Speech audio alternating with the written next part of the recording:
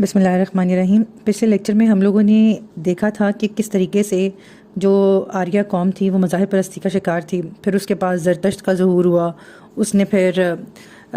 واحد خدا کی تبلیغ کی طرف اشارہ کیا، لوگ اس کی طرف ایمان لے کے آئے، اور اس کے بعد اس کے مرنے کے بعد پھر اس کے مذہب میں تبدیلی پیدا ہوئی، اور اس کے ساتھ ساتھ اس کی بہت مذہب میں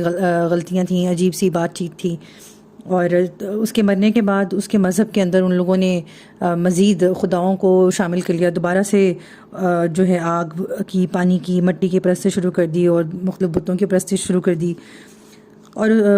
پھر اس کے دور کے ختم ہونے کے بعد پھر ساسانی شہنشاہیت کا آغاز ہوا، اور اس میں پھر ارد شیر جو تھا وہ بانی بنا زرتشت کے مذہب کا، اصل والے مذہب کا نہیں، وہ والا مذہب جو تبدیل مذہب تھا، جس میں اس نے اہورا مزدا اور اہرمن دو خدا مین دکھائے ہوئے تھے، اور اس کے بعد باقی چھوٹے چھوٹے خدا تھے، یعنی کہ اس نے اس والے مذہب کی پھر پرستش بھی کی، اور ساتھ میں آگے اس کی تبلیغ بھی کی۔ پھر ہم لوگوں نے اس کے مذہب کے کچھ اصول دیکھے، زرتشتی مذہب کے، اور اب آگے ہے کہ اس مذہب میں ان کے نزدیک تخلیقی کائنات کا جو تصور تھا وہ عجیب سا تھا، مطلب ایسے جیسے کوئی قصے کہانیاں ہوتی ہیں، لیکن اصل ریالٹی ایگزسٹ نہیں کرتی تھی اس کے اندر، یعنی کہ ان کے حساب سے یہ تھا کہ جو ان کا مین خدا تھا اس نے بہت سال قربانیاں دیں، اور اس کے پھر دو بچے پیدا ہوئے، ایک جو تھا وہ اہرمن تھا، ایک جو تھا وہ اہورا مزدا تھا، اور بس ان کے آپس کے معاملات اور لڑائی اور حکمرانیت کی جو تھی وہ بات چیت شروع ہو گئی، اس قسم کی مطلب فضول کہانی زدہ باتیں تھیں۔ لیکن ان کا جو عقیدہ قیامت تھا وہ یہ تھا کہ ان کا ایمان تھا کہ مرنے کے بعد انسان کو زندہ کیا جائے گا، اور اگر اس نے دنیا میں نیک کام کیے ہوں گے تو ان کو اس کا اجر ملے گا، اور وہ ہمیشہ کے لیے جنت میں زندگی گزارے گا۔ اگر اس نے برے کاموں میں اپنی زندگی برباد کی ہوگی تو وہ جب زندہ کیا جائے گا تو اسے اپنے گناہوں کی سزا بھگتنی پڑے گی۔ سر پرسی جو ہیں وہ اپنی کتاب میں لکھتے ہیں کہ زرتشت کے مذہب یہ جو بانی تھے نا، وہ لوگ کہا کرتے تھے کہ good thoughts, good work, good deed. ساسانی خاندان کی حکومت کا آغاز اس طرح سے ہوا کہ ایک پاپک نامی شخص تھا جو کہ فارس کی ریاست کا حکمران تھا۔ اب اس کے پاس نہ لڑکا کوئی نہ تھا، تو ایک رات اس نے خواب میں دیکھا کہ ساسان جو کہ اس کا چرواہا تھا، اس کے سر سے نہ آفتاب طلوع ہو رہا ہے، اور دو تین خواب اس نے مسلسل اس طرح کے دیکھے جس میں یہ شو ہو رہا تھا کہ جیسے جو ساسان ہے نا وہ حکومت کرنے والا ہے۔ اس نے خیر پھر اپنی دربار میں مختلف دانشوروں کو بلایا، اور ان سب نے یہی بتایا کہ آنے والے وقت میں جو ساسان ہے نا وہ، یا اس کے آگے جو اولاد ہے نا وہ بنے گی، شاہی تاج پہنے گی۔ تو اس نے خود سے نا پھر ساسان کو بنا دیا بادشاہ، اور اس کو نا اپنی بیٹی کی شادی اس کے ساتھ کر دی۔ اس کی پھر آگے اولاد ہوئی ارد شیر۔ جو ارد شیر تھا یہ بھی آگے بڑا نا جنگجو ٹائپ تھا اور جوان تھا۔ یہ جو ان کی ریاست تھی نا، فارس کی جو ریاست تھی جس کا یہ پاپک سربراہ تھا، وہ بیسیکلی اردون جو کہ ایران کے 240 ریاستوں کا حکمران تھا، وہ اس کے انڈر آتی تھی۔ تو جو ارد شیر تھا نا اس نے وہاں سے بغاوت کی، بغاوت کر کے تو اردون کی بیٹی کے ساتھ اس نے شادی کر لی، اور اس کو لے کے چلا گیا وہاں سے نا۔ پھر فائنلی یہ کہ مطلب اس نے جنگیں لڑیں اردون کے ساتھ، اور الٹیمیٹلی وہ جنگیں جیت گیا، اور اس نے فائنلی پھر ساسانیت شہنشاہیت کا آغاز کیا۔ ابھی ایک مصنف لکھتے ہیں کہ ایران فتح کرنے کے بعد اس نے ہندوستان پر حملہ کر دیا، اور سرہند کے مضافات تک بڑھتا چلا گیا۔ راجہ جونا جو اس علاقے کا حکمران تھا، اس نے موتی جواہرات اور سونا اور ہاتھی بطور نذرانہ پیش کیے، اور ارد شیر کو واپس لوٹنے میں کامیاب ہو گیا۔ ارد شیر نے اپنی فتوحات سے فارغ ہونے کے بعد اپنی تخت نشینی کا باقاعدہ جشن منایا۔ اس نے اپنی رعایا سے ایک منشور پیش کیا جو کہ تاریخی اہمیت کا حامل ہے، جس کی میں ابھی اردو پڑھوں گی کہ ساری تعریفیں اللہ کے لیے ہیں جس نے اپنی نعمتوں کے ساتھ ہمیں مخصوص فرمایا، اور اپنی مہربانیوں سے ہمیں اپنے گھیرے میں لیا، اور ملکوں کو ہمارے لیے مسخر کر دیا، بندوں کو ہماری فرمانبرداری کی طرف رہنمائی کی۔ ہم اس کی حمد کرتے ہیں، اس شخص کی حمد کرتے ہیں جس نے اس فضل کو پہچانا اور اس پر عمل کیا،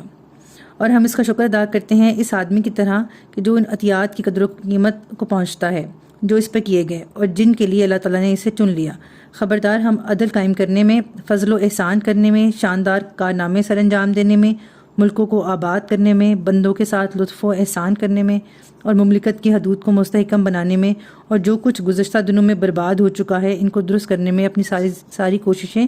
صرف کر دیں گے۔ اے لوگوں، تمہارے دل مطمئن ہونے چاہیے، کیونکہ میں ہر طاقتور اور کمزور، ہر فروتر اور شریف سب کے درمیان عدل کروں گا اور عدل کو اپنا قابل تعریف طریقہ بناؤں گا اور ایسا گھاٹ بناؤں گا جس پر سب وارد ہوں گے. تم ہماری سیرت میں ایسی چیزیں دیکھو گے جس پر تم ہماری ثنا کرو گے. ہمارے افعال ہمارے اقوال کی تصدیق کریں گے. والسلام. ایک دفعہ اس نے کسی محفل میں بیٹھ کے حکمران کی ذمہ داریوں کا ذکر کرتے ہوئے کہا کہ بادشاہ پر فرض ہے کہ اس کا عدل عام ہو، کیونکہ عدل میں ہی ساری بھلائیاں شامل ہوتی ہیں، اور وہی ایک مضبوط قلعہ ہے جو ملک کو زوال اور ٹوٹنے سے بچاتا ہے. اور زوال کی پہلی نشانی یہ ہے کہ ملک سے عدل اور انصاف رخصت ہو جائے. اٹھ شیر نے تاج حکومت پہنتے ہی زرتشت کے مذہب کے رہنماؤں کے ساتھ اپنا تعلق قائم کیا، یعنی کہ اس نے اس کی تبلیغ کی تھی نا زرتشت کے مذہب کی. اور جتنے بھی اس وقت زرتشت کے مذہبی متقی لوگ تھے نا، ان میں سے ایک کو بڑا رئیس بنا دیا، مبدہ چن لیا، اور پھر ایک مکمل دین جو ہے نا دوبارہ لکھوایا، اور اس کے بعد بادشاہ نے اور ساری رعایا نے اسے نا قبول کر لیا. مورخین لکھتے ہیں کہ ارد شیر بہت عادل اپنی رعایا کے آرام کا طلبگار تھا. اس کا ایک قول ہے جو کہ کافی عام ہوا کرتا تھا کہ فوج کے بغیر کوئی طاقت نہیں ہو سکتی، پیسے کے بغیر فوج نہیں رکھی جا سکتی، زراعت کے بغیر پیسہ نہیں مل سکتا، انصاف کے بغیر زراعت کامیاب نہیں ہو سکتی. یعنی کہ اس کے نزدیک حکومت اور مذہب کے باہمی تعلق کے بارے میں بھی ایک مقولہ ہے کہ اس نے اپنے بیٹے کو یہ وصیت کی تھی کہ اے میرے فرزند، دین اور ملک دونوں بھائی ہیں، کوئی بھی ان میں سے دوسرے سے مستغنا نہیں ہو سکتا. دین حکومت کی بنیاد ہے اور حکومت دین کی نگہبان ہے. جس چیز کی بنیاد نہیں ہوتی وہ گر جاتی ہے، اور جس چیز کا کوئی نگہبان نہیں ہوتا وہ ضائع ہو جاتی ہے. اور اس کے علاوہ ایک سر پرسی نے ارد شیر کی اس نصیحت کے بارے میں ایک جملہ لکھا کہ مذہب کے بغیر حکمران ایک جابر اور ظالم حکمران ہے. ساسانی بادشاہوں کی ایک یہ بڑی عجیب سی بات تھی کہ ان کی کوشش وہ یہ کرتے تھے کہ ان کی رعایا یہ سمجھے کہ یہ خداؤں جیسے ہیں، مطلب وہ انہیں خدا کی نسل سمجھے. ابھی وہ اپنے ساتھ بہت سارے ایسے القابات لگاتے تھے جیسے وجود ربانی، نیکوکار، ملک و من دینے والا، خداؤں میں انسان غیر فانی، انسانوں میں خدائے لا ثانی، اس طرح کے ناموں سے وہ اپنے آپ کو القاب دیا کرتے تھے. پھر انہوں نے مختلف ٹیکٹکس سے لوگوں کے ذہنوں میں یہ چیز ڈال دی تھی کہ ان کو اہورا مزدا نے چنا ہے. مطلب مختلف چٹانوں پہ، مختلف علاقوں کے، ملک کے مختلف حصوں پہ انہوں نے ایسی شکلیں بنائیں کہ جیسے ان کو جو ہے نا اللہ تعالیٰ آ کر وہ دے رہے ہیں، حکومت دے رہے ہیں. اور لوگوں کے ذہنوں میں انہوں نے اتنا اس چیز کو انگریو کر دیا تھا کہ جیسے ہی کوئی بغاوت کرنے کی کوشش کرتا تھا نا تو اس کو مار دیتے تھے. اور ایون کہ جو کوئی بغاوت کر رہا ہے اس کے ارد گرد کے لوگ اس کو مار دیتے تھے کہ بھئی تم اللہ کے خلاف کیسے بغاوت کر سکتے ہو، یہ تو ہمارے اللہ ہے، ہمارا رب ہے، نعوذ باللہ، اس طرح کی بات چیت. اور وہ اس طرح ساسانی بادشاہوں نے رعایا کی طرف سے علم میں بغاوت بلند کرنے کے سارے امکانات ختم کر دیتے، کیونکہ بادشاہ کے خلاف تو کوئی بول ہی نہیں سکتا تھا، کیونکہ وہ جو کچھ بادشاہ بول رہا ہے مطلب وہ کہتے تھے کہ یہ نعوذ باللہ اللہ بول رہا ہے. اور اگر وہ کوئی غلط اور ناانصافی کا بھی کام کر رہا ہے تو وہ سمجھتے تھے کہ جی یہ بس جو ہے وہ اہورا مزدا کی طرف سے، تو ہم تو اس کے اوپر کچھ کہہ ہی نہیں سکتے ہیں. اور بادشاہ کو یہ اختیار تھا کہ جو مرضی مقدمہ چلائے، کسی کو بھی بغیر جرم ثابت کیے سزائے موت سنا دے. اور بادشاہ کی ماں اور اس کی جو بڑی ملکہ تھی اس کو بھی یہ اختیارات تھے کہ وہ جس کو چاہے نہ مار دیں. ایون کہ اگر بیٹے کا بادشاہ قتل کرتا ہے اس کے باپ کے سامنے تو اس کا باپ یہ نہیں کہتا تھا کہ میرے بیٹے کو کیوں مارا ہے، وہ کہتا تھا واہ بادشاہ، آپ کا بادشاہ سلامت، آپ کا تو بہت اچھا نشانہ ہے. یعنی کہ جتنا مرضی ان کو دکھ افسوس ہو رہا ہوتا تھا، زبان سے وہ صرف تعریف بادشاہ کی کر رہے ہوتے تھے. اس قدر خوف انہوں نے لوگوں کے دلوں میں ڈالا ہوا تھا، اور وہ خوف ایسا جو کہ لوگ خود پسند کرتے تھے خوف اپنے اندر رکھنا نا. اور یہ بادشاہ نے کیا کیا ہوا تھا، ان لوگوں نے لازم قرار دیا ہوا تھا کہ ان کی جو عسکری قوت ہے نا وہ صحیح اسٹرانگ ہو، یعنی کہ ان کی فوج صحیح مضبوط ہو. اب ایران کے ہر شہری کے اوپر جس کی عمر 15 سال سے 50 سال کے درمیان ہوتی تھی وہ لازم تھا کہ اس نے جو ہے نا فوج میں خدمات ادا کرنی ہے. اور کبھی کوئی اس کا بات کے خلاف یہ کہتا تھا کہ بھئی اگر 3 بیٹے ہیں یا 2 بیٹے ہیں تو ان میں سے ایک بیٹا چلو ماں باپ کی خدمت کے لیے رک جائے، کوئی کام کر دے، تو آرام سے بادشاہ اس کو جو ہے نا 2 حصوں میں اس کے جسم کے ٹکڑے کر کے تو فوج کے آگے رکھ دیتا تھا. اور صحیح مطلب عبرتناک بناتا تھا اس چیز کو. اور لیکن اس کے اوپر کوئی سوال نہیں کر سکتا تھا کہ کیوں کر رہے ہو یہ سارا کچھ. کہتے تھے بس ٹھیک ہے، یہ جو ہے سب کچھ مذہبی ہے اور مقدس ہے نا، اس لیے ہر بندہ ان کا جو تھا نا، ہر شہری وہ فوج کا حصہ تھا اور وہ خدمات اپنی سر انجام دیتا تھا. اور ان لوگوں میں اس قدر شہنشاہیت گھس گئی تھی، اور لوگوں سے پیسہ اکٹھا کرنا، ٹیکس لینا، اور ٹیکس ہی جب مرضی ان کا دل کرتا تھا مد بڑھا دیا کرتے تھے، اور اس کے اوپر بھی کوئی سوال کرنے والا نہیں ہوتا تھا. اگر ایک آدھ دفعہ کسی نے سوال کیا بھی ہے تو انہوں نے اس کو اٹھا کر تو مار دیا، اور بڑی ہی ظالمانہ طریقے سے کہ دوبارہ کسی کی جرت ہی نہیں ہوئی. یعنی کہ جو کوئی کھڑا ہوتا تھا نا اس کو اس طرح سے عبرتناک طریقے سے مارتے تھے کہ دوبارہ کوئی کھڑے ہونے کی گنجائش ہی پیدا نہیں کرتا تھا.